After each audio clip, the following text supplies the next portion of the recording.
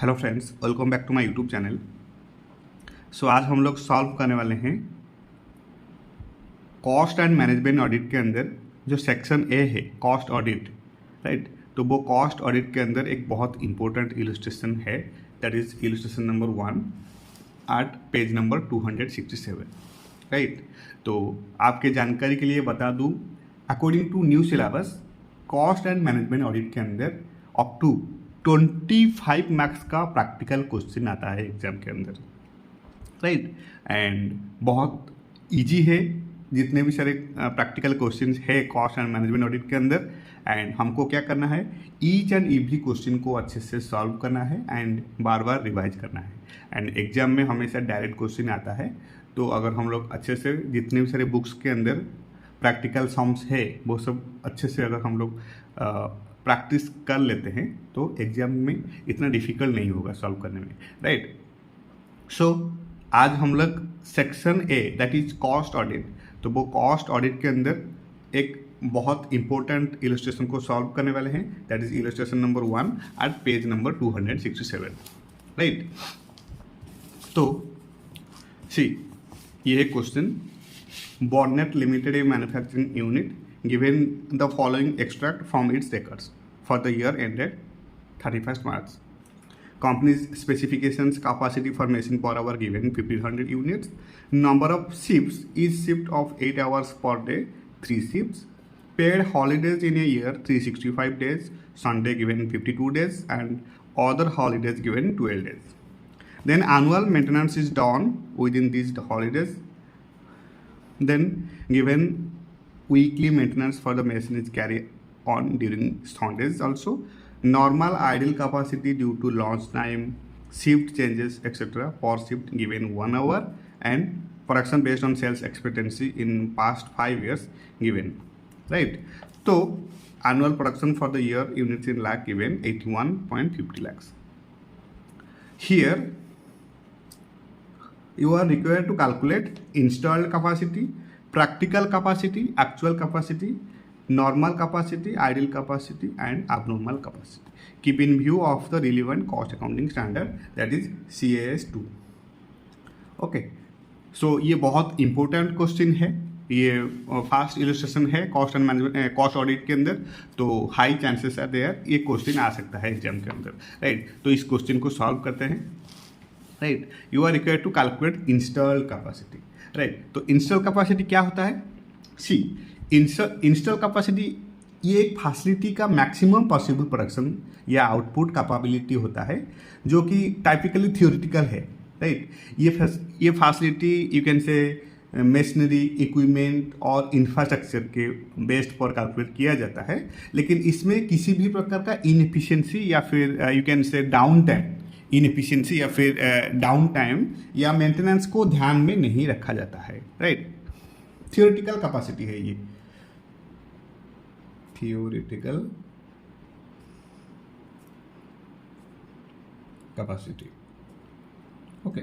सो install capacity को कैसे calculate करते हैं, सी इंस्टॉल कैपेसिटी का फॉर्मूला है, यहाँ पर मैंने सॉल्व करके रखा हूँ। इंस्टॉल कैपेसिटी का फॉर्मूला है days in year into working hours per day multiplied with unit per hour. Days in year multiplied with working hours per day multiplied with unit per hour, right. So days in year given 365 days, here 365 days. Then working hours per day given 8 hours, but यहाँ पर given each number of shifts 3 shifts है and each shift of 8 hours per day, right. तो अगर each shift के लिए 8 hours है तो 3 shift के लिए कितना, राइट। तो 365 into 8 into 3 into unit per hour, तो unit per hour given the company's specification capacity for a machine per hour given 1500 units, right. तो इंस्टॉल कैपेसिटी का फॉर्मूला है days in year into working hours per day into unit per hour. So 365 into 8 into 3 into 1500, right. तो install capacity आ रहा है 131.40 lakh unit, right. इसको calculate करेंगे तो आएगा 131.40 लाख यूनिट्स। ये है install capacity. Install capacity you can से थियोरेटिकल कैपेसिटी, राइट। तो इंस्टॉल कैपेसिटी क्या है? ये एक फैसिलिटी का मैक्सिमम पॉसिबल प्रोडक्शन, इसको यहाँ पर मैक्सिमम पॉसिबल प्रोडक्शन हो सकता है या आउटपुट कैपेबिलिटी होता है, जो कि टिपिकल थियोरेटिकल है।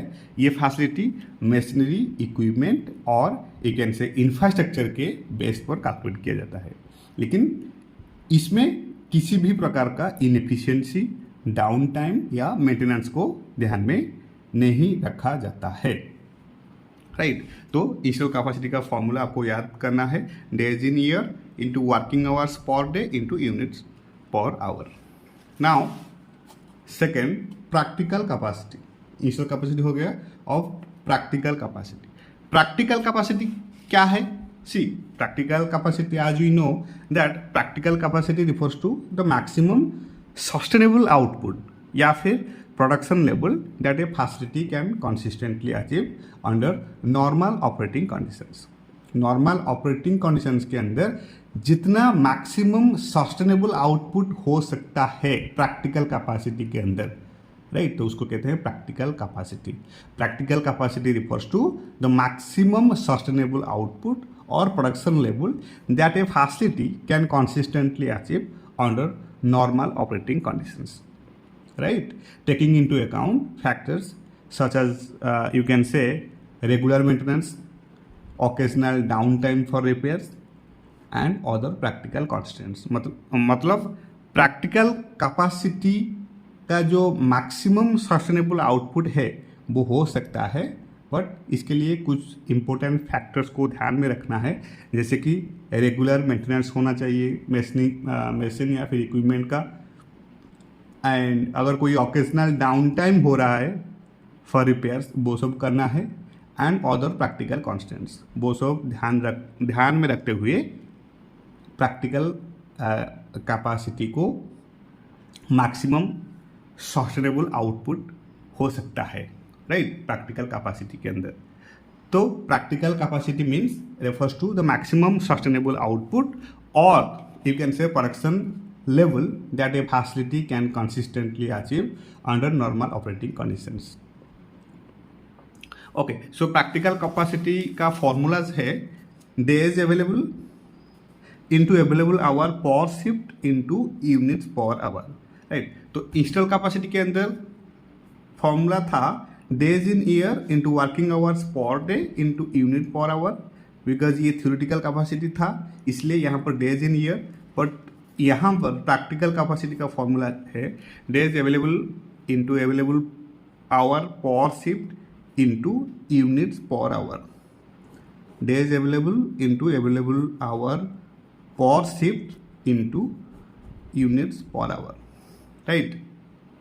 तो कितना डेज एक्चुअली अवेलेबल है प्रैक्टिकल कैपेसिटी के अंदर? तो डेज गिवन 365 डेज, बट यहाँ पर हम लोगों को डिडक्ट करना है Sunday that is 52 days and other holidays that is 12 days, right. Means 365 minus 52 minus 12 days, ये हो जाएगा days available, days available. Okay, so days available 365 minus 52 minus 12 multiplied with available hour per shift, available hour per shift.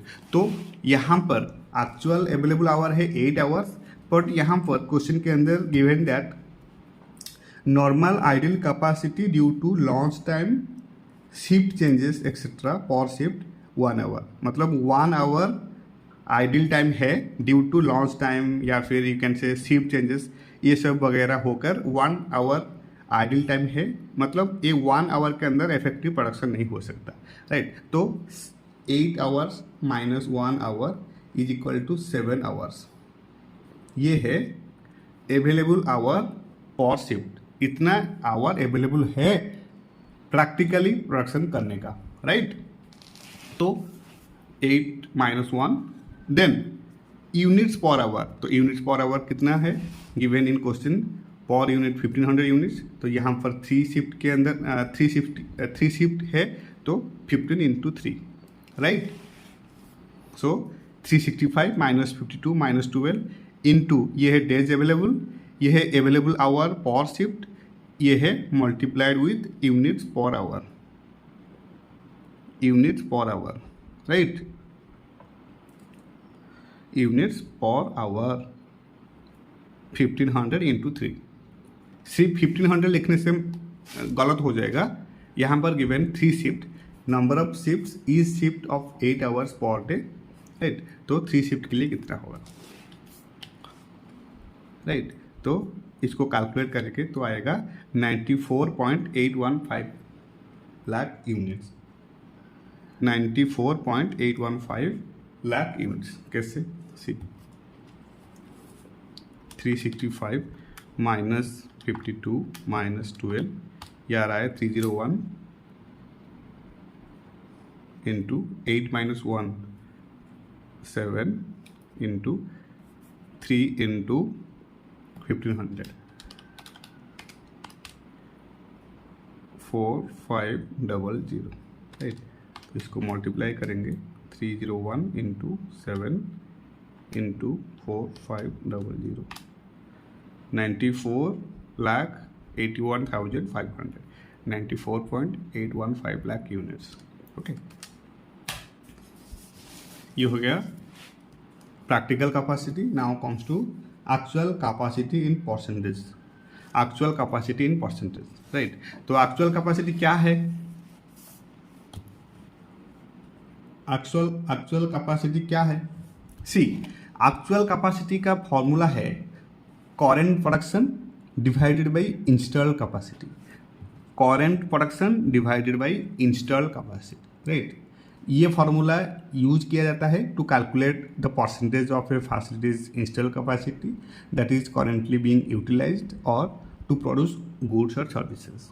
It provides various insights into how efficiently a facility is operating relative to its maximum potential, right? Current production क्या है? This refers to the actual output or production level of the facility at the present time. It could be measured in units produced, service rendered, or any other relevant metric. And at the same time, install capacity क्या है, ये हम लोग अच्छे से discuss किए हैं। Install capacity as discussed earlier, this is the maximum production और output capability of the facility under ideal conditions. It represents the theoretical maximum capacity of the facilities, machinery, equipment and infrastructure, right.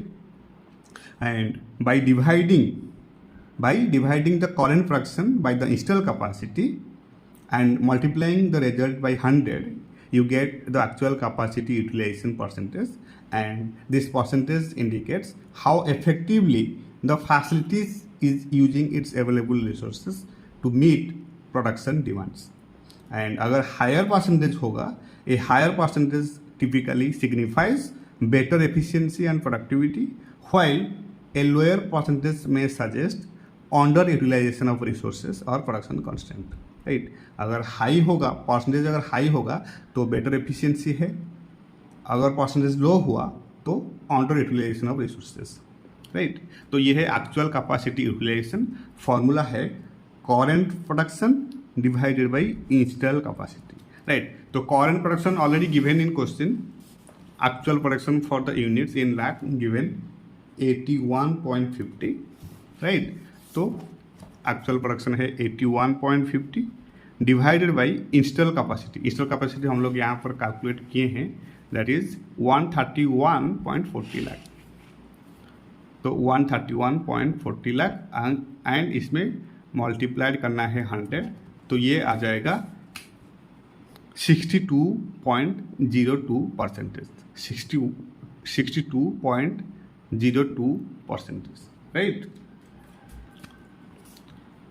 81.50 divided by 131.40 into 100, ये हो जाएगा 62.02%, okay, ये हो गया actual capacity. Now comes to normal capacity, right. अब normal capacity क्या है? See, normal capacity is very simple, right. Normal capacity को आप एवरेज कैपेसिटी भी कह सकते हो, राइट. तो नॉर्मल कैपेसिटी क्या है ना? See, normal capacity you can say simply average capacity. तो एवरेज कैपेसिटी मतलब इजीली हम लोग कैलकुलेट कर सकते हैं. Current production based on sales expectancy in past 5 years divided by number of years. Simple. In simple average of total production का average है normal capacity, right. तो total production given in question 75.70, 87.42, 65.38, 77.97 and so on, right. तो ये है current production 75.70 plus 87.42 plus 65.38 and 77.97 plus 76.08 and divided by 5. तो ये आ जाएगा normal capacity, that is 76.51 lakh units. बहुत इजी है एंड इजीली हम लोग इसको कैलकुलेट कर सकते हैं. देन आता है नॉर्मल कैपेसिटी हो गया. अब ideal capacity in percentage, ideal capacity in percentage, right. Right, तो आइडियल कैपेसिटी क्या है? आइडियल कैपेसिटी मतलब जो टाइम के अंदर इफेक्टिव प्रोडक्शन नहीं हुआ है, मतलब आइडियल है वो टाइम, राइट. कोई वर्क नहीं हुआ है, कोई प्रोडक्शन नहीं हुआ है, राइट. ये है ideal capacity. And ideal capacity का जो फॉर्मूला है वो है install capacity minus actual capacity. कितना मैक्सिमम आउटपुट होना चाहिए था इंस्टॉल कैपेसिटी के अकॉर्डिंग टू इंस्टॉल कैपेसिटी, मतलब इंस्टॉल करने के टाइम मैक्सिमम कैपेसिटी कितना था, जिसको कहते हैं theoretical capacity, right. And actual capacity कितना एक्चुअली कैपेबल है,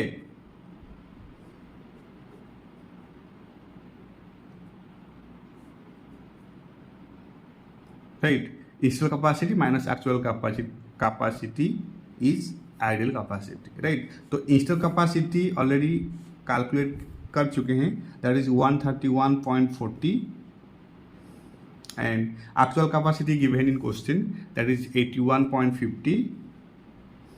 तो ये आ जाएगा आंसर 49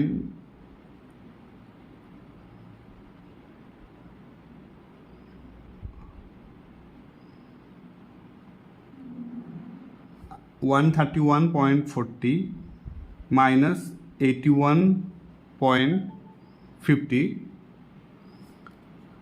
ये आ जाएगा install 131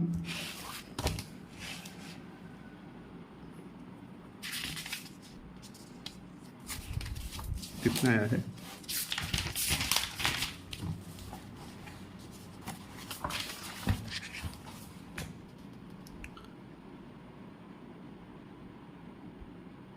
install capacity minus actual capacity, right. Install capacity कितना था 131.40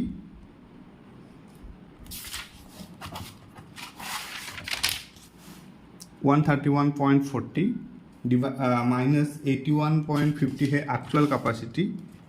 actual capacity given in question 81.50, 81.50 ये आ गया 49.90 डिवाइडेड बाई 131.40. 131.40 कैसे आया? ये है install capacity, right. Install capacity मतलब install capacity minus actual capacity divided by ये होना चाहिए इंस्टॉल कैपेसिटी. प्रिंटिंग मिस्टेक है बुक्स के अंदर, right. Install capacity minus actual capacity divided by install capacity, right. तो 131.40 minus 81.50 is equal to 49.90 divided by 131.40 is equal to 0.3798 0.3798 is equal to 37.98%, right. तो ऐसे ही जो आइडियल कैपेसिटी है, ideal capacity के अंदर फॉर्मूला है install capacity minus actual production divided by install capacity, right, divided by install capacity, that is 131.40 यह आ जाएगा 49.90 divided by 131.40 is equal to 0.3798। और अगर हम लोग इसको मल्टीप्लाइड के थ्रू अगर ट्रीट करेंगे तो ये आ जाएगा 37.98%, right, very simple. Then next abnormal capacity। अब abnormal capacity क्या है? See, abnormal capacity मतलब it refers to the difference between the practical capacity of the facility, that is the maximum sustainable output under normal operating conditions, and the actual production achieved, right? And you can say it represents the portion of the facility's capacity that is not being utilized due to abnormal circumstances, such as you can say unexpected downtime, breakdown, or other operational disruptions, right? And practical capacity, as we already discussed, this is the maximum sustainable output that a facility can consistently achieve under typical operating conditions, considering factors like regular maintenance होना चाहिए, standard working hours, and also expected downtime for repairs. And actual production क्या है? This is the actual output or production level of the facility during a specific period, and it represents the tangible goods or services produced by the facility within that time frame. And by subtracting the actual production from the practical capacity, you can identify the portion of the facility's capacity that remains idle due to abnormal circumstances. This abnormal idle capacity highlights areas where improvement or corrective actions may be needed to enhance operational efficiency and utilization of resources, right? And abnormal idle capacity का formula है practical capacity minus actual production, practical capacity minus actual production. Practically एक machine कितना eligible है production करने में and actual कितना production हुआ है, राइट। तो एक मशीन का जो एक्चुअल प्रैक्टिकल कैपेसिटी है वो कितना होना चाहिए था एक्चुअली, बट हुआ कितना है, तो उसका डिफरेंस है abnormal idle टाइम। तो practical capacity as we already calculate, practical capacity 94.815 lakhs, and practical capacity का फॉर्मूला था days available into available hour per shift into units per hour, right। ये है 94.815 lakhs, and actual production given in question 81.50, right.